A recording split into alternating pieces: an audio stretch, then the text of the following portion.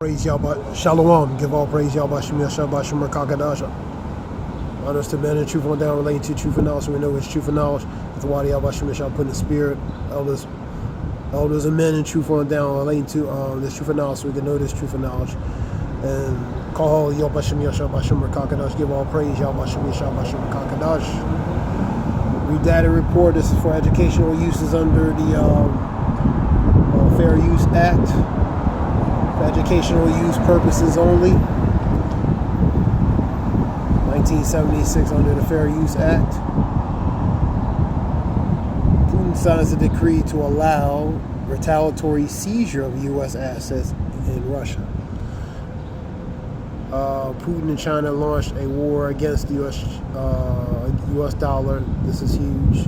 This is June 2nd, relating to a report. Last week, Putin fired a shot heard around the world against the U.S. dollar and was so big that, in fact, even the usually quiet mainstream corporate media covered the story. They ain't going to cover nothing related to the economy because they have an agenda to protect and agenda to push, and most of all, agenda to protect. And the economy is part of that. And how healthy and how strong the strength of the economy is part of that narrative. Russia and China have declared war on the U.S. dollar, and this is the beginning of the end of the U.S. Economic hegemony, which is sovereignty and power. They've been it through the BRICS, these other collaboration of nations coming together.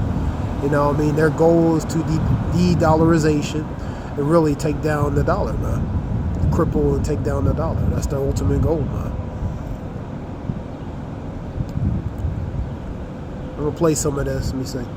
In Russia. Now, this decree is a direct response to the Western sanctions imposed after Russia's invasion of Ukraine. The United States and its allies froze around $300 billion of Russian financial assets. And then about a week ago, President Biden approved giving those billions to the Ukrainians. This has never happened before.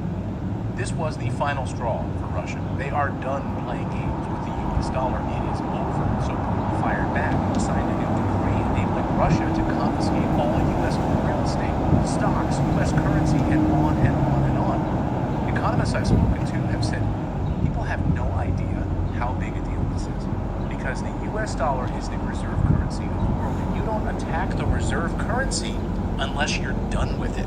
I mean, finished with it. You've burned your bridges. You better have a backup plan. And that's exactly what they have with China and other BRICS nations. In fact, Team Biden brought this on Russia before the war in Ukraine even started. Back in 2021, Russia already started a mass exodus from the U.S. dollar. Take a look at these headlines. As the brilliant Professor Mearsheimer points out, Biden has only drawn Russia and China closer together, virtually eliminating the need for the U.S. dollar. But when you see this meeting taking place in Beijing between Putin and Xi Jinping, it makes it manifestly clear that they have become close allies and they're going to work together to thwart the United States at every turn. They've issued this large communique that makes it clear that they are determined to work together to undermine the United States' efforts to hurt them. And they're turning back to gold and commodities in a big way to back their currency and their partnership. According to a new report from U.S. News and World Report, the U.S. dollar now accounts for only 58% of foreign exchange reserves held by overseas central banks. That's a huge drop and a brand new record low, by the way. Do you think it's going to go up? I don't. It's only going down. Gold, the most ancient and widely accepted international currency, has chipped away at some of the dollar's dominance, according to this new report, accounting for 15% of reserves. That's up from 11% just 6 years ago. And of course, it's more than just the currency as the issue here. It's the SWIFT system, which is how all U.S. dollar transactions are carried out. Russia and China, though, have declared war on that part, too. So it's not just the U.S. dollar. They're saying your entire system is corrupt. We don't want to have anything about it. We don't want to be involved in it anymore. They're really ready to roll out their own version of SWIFT that uses a blockchain-based payment system. According to the Kremlin, it's known as the BRICS Bridge Multi-Sided Payment Platform. and it would connect member countries' financial systems using payment gateways for settlements in central bank digital currencies. In other words, BRICS currencies backed by gold and commodities. In other words, goodbye US dollar. We're done with you. We are at a pivotal moment right now for gold, hitting all-time highs. Price targets for gold over $4,000 an ounce. Economists I've spoken to actually believe it's way higher than that. They could see it go past $5,000 an ounce. We are in a once-in-a-lifetime bull market for commodities right now. This is the kind of thing that comes along once in a lifetime, really.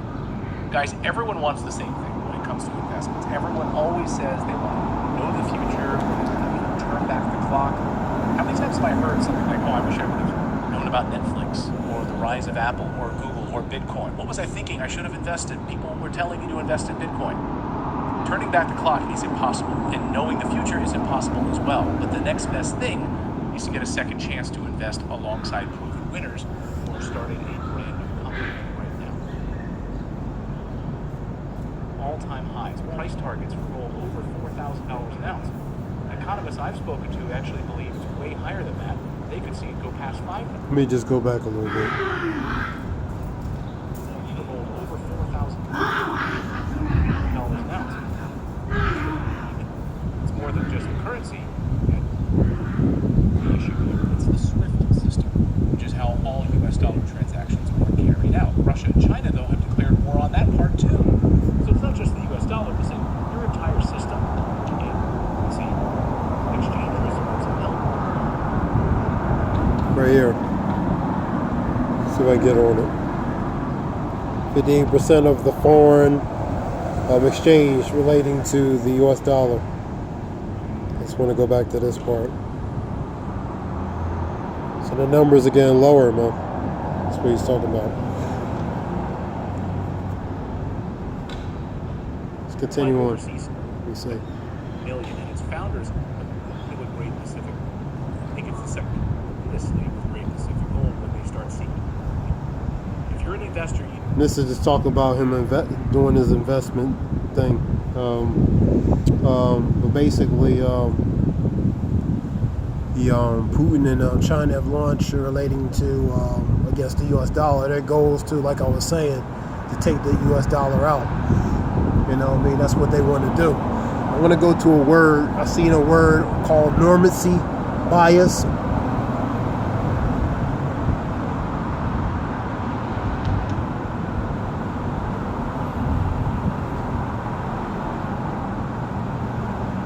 Somebody made a comment, America won't wake up until the electric grid goes down and realizes the alarm never sounded. An alarm is sounded because the warning's been put out, but people just haven't taken heed of it. And somebody called it normalcy bias, and I want to look up that real quick. You know what I mean? I want to look up that word real quick. Just look it up right now. Normalcy bias. Normality bias or normancy bias is the tendency to underestimate the likelihood of the impact of a potential hazard based on the belief that things can continue as they have in the past. And that's the thing. You know what I mean? They underestimate relating to that things can happen, man. You know what I mean? They don't think certain things can happen, especially here in America, man. You know, they think if it do happen, it'll just bounce back and keep on continuing, man. For example, you hear a sudden noise and think it's fireworks. I'm just using this example, hypothetical example. However, it was actually a gunshot. It was basically something. It was actually something more serious than they thought it was, and that potential hazard would be related to a consequence, man. The black swan event, an unforeseen, unpredictable event with major or potential catastrophic consequences, man. And relating to economically, and that's what that would be, a financial black swan. If the dollar collapsed, that's a financial black swan. Normalcy or bias. Normality is a cognitive bias which leads people to disbelieve or minimize the threat warning. So they don't believe it, man. You know what I mean? They don't believe it, or they minimize it or take it lightly, man. That will never happen, man. Consequently, individuals underestimate the likelihood of a disaster when it might affect them. Is potential adverse effects, man, and that's what that goes to, man. You know what I mean? So, like for example, economically, man. You know what I mean? They're giving warning, perhaps, what countries want to do relating to against the dollar, man. But a lot of people would they dismiss it, minimize the seriousness of it, and take it as a joke, man. Until they actually do something that actually works, man. You know what I mean? And that's when people will take it seriously when it's too late. Scripture talks about when they say peace and safety, then sudden destruction. Sudden is unexpected and sudden, man. So the economy falling, the dollar losing its strength, no longer having that sovereignty and power globally like it used to be. That could be a major thing, especially for here, man. You know, so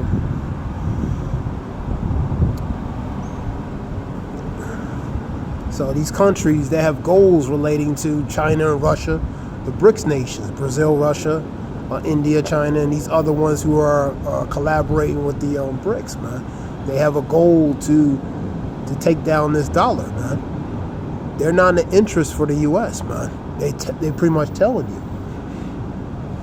There's a report that Russia regards U.S. as an enemy, man. I seen that in a report today. You know what I mean? Russia's warning relating to the warning against the West and NATO and Ukraine relating to use of nuclear war, man, or missiles, man. You know what I mean? So they're not. Russia and China are not exactly best friends, man. I mean, Russia and China are not U.S.'s best friends right now. Russia and China, they're good with each other. You know what I mean? But Russia and China, they're not on the best accord with U.S. right now, from the optics or whatever. You know what I mean? They pretty much directly, indirectly saying that, man. You know what I mean? So let me see. Let's get Ezekiel. I'm gonna make this a short lesson. I ain't gonna make it too long, just to the point. The normalcy definition, a quality or condition of being normal. Pretty much a state of being normal, a quality or state or condition of being normal. General economic, political, or social conditions of a nation, normality. After months of living in a state of tension, all yearn for the return to normalcy, man. Going back to a normal state, man. Relating to state and condition, man. Let me get Ezekiel real quick. What's the difference between normancy and normality? Normancy and normality both mean the quality or condition of being normal, especially in the context of a general state of things, as it was a welcome return to normalcy and normality, shalak, after such a chaotic period, man. The normality also has a more specific technical meaning in context and statistics and chemistry. So normality bias and normacy bias, man. So the difference is, you know, normality is a more specific technical meaning in context, statistics, and chemistry. But both are actually related to the state of condition. The state of condition of relating to the state of condition relating to the situation, the state of condition. So let me get a scripture real quick. This is gonna be a short lesson. Ezekiel GNT. Let me see.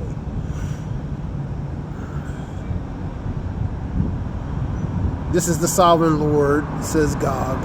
When the time comes, you will start thinking of evil plans. So evil plans are going to be put in his mind. Scripture talks about Proverbs 20. Let me get it.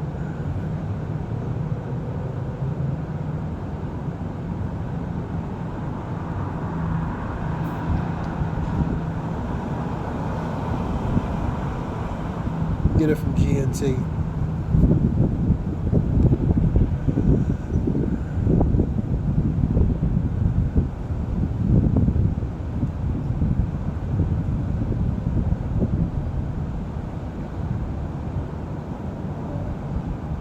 You are always planning evil.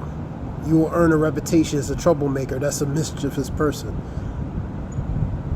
So that planning goes to devise, man. So a mischievous person will plan evil, man. So China and Russia, they're planning evil in a financial level against what? The U.S., man. To cause trouble for the U.S. dollar, man, in the matter of speaking. Let me see number 2. Causing trouble is always all they ever think about. Every time they open their mouth, someone is going to get hurt.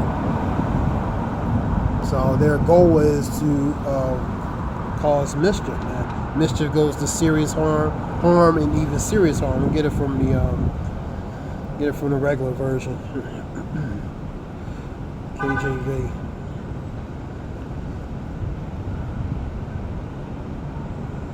(28:2). For their heart studieth destruction.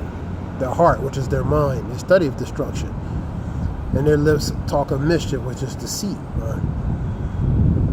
24:8. They devise. The devise goes to plan.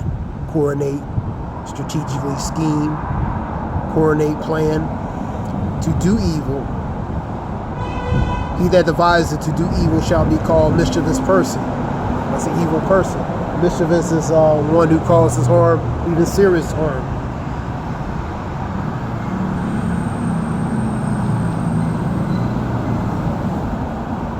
Ezekiel 9.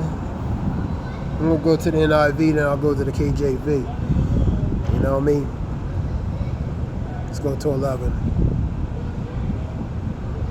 You will invade. 11. This is what the sovereign Lord on that day, thoughts goes to the imaginations, into the mind, will come into your mind and will devise an evil scheme. That goes to plan an evil scheme. The imagination of thought relating to and devise and relating to that scheme, and it will come into effect. That's an evil scheme. So the Lord put in the heart of men, man. The Lord controls the king. Scripture talks about the Lord controls the king whatsoever, and turns it like the river, man. And you will say, and I will invade a land of unwalled villages. Another version says, I will invade a helpless country where the people dwell in safety and security without walls, or defenses without walls. That's another version of it. A helpless country is here, man, through different tactics, man. It could be in various fronts, man, different forms of Trojan horses. This one will be a matter of speaking of a financial Trojan horse. You have others be through other means, more physical, others more conventional, more unconventional. You know what I mean? Some cyber attack. You know what I mean? Different types of forms of Trojan horses they will use, man.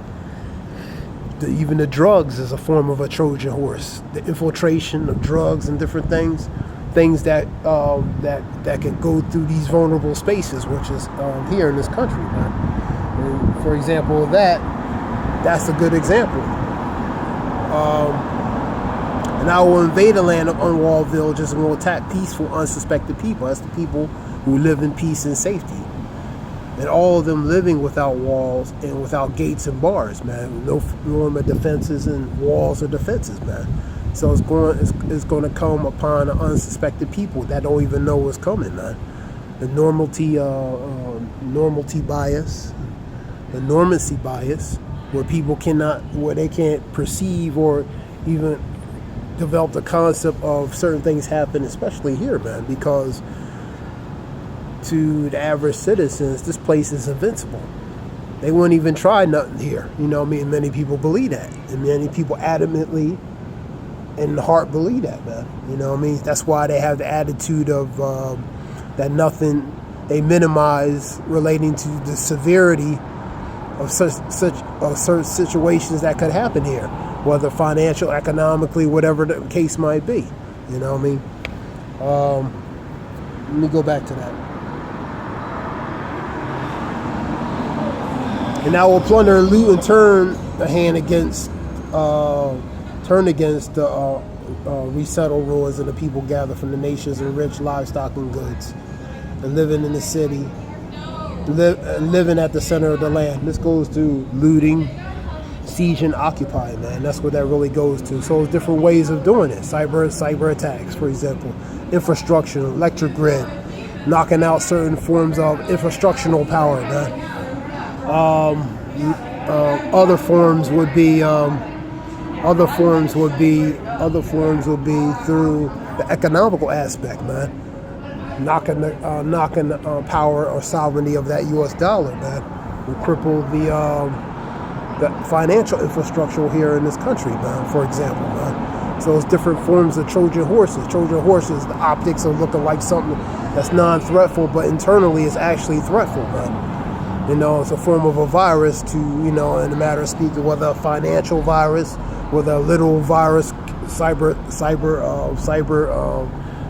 attack aspect, or other forms of a form of to compromise or infiltrate vulnerabilities within a helpless country, man.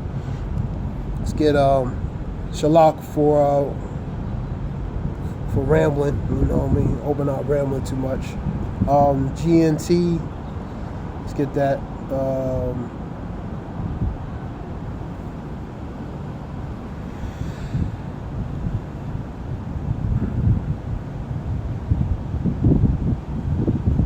You will decide to invade a helpless country. That's here, where the people live in peace and security on the walled towns. Unwalled towns is villages that have no defenses. They have no defenses, no barriers, no protection, man. That's here, man. This place is an open border, man, in a matter of speaking, man. Open space, man. Go to one place to the other. You know what I mean? 12. Let me see, 12. And you will plunder and loot the people who live in the cities that were once in ruins. They have been gathered from the nations, and now they have livestock and property and live in the crossroads of the world. So so that goes to siege and occupying, man. That's what's going to happen, man. You know what I mean? That could be in different forms, man. You know, that was a report relating to June 2nd, relating to Redacted, which is Mars. He has a Redacted video or Mars Invest video.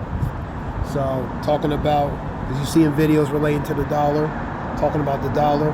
Also threats of Russia and these other countries doing certain things to the NATO in the West and Ukraine, man. You know what I mean? You had Russia has submarines over in Cuba, man, area. That's 90 miles west of Key West, man. So, you know, they threaten to do certain things, you know.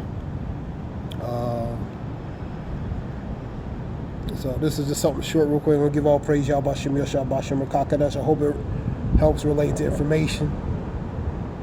Lord willing. This is Zayah Wolf. I hope it helps.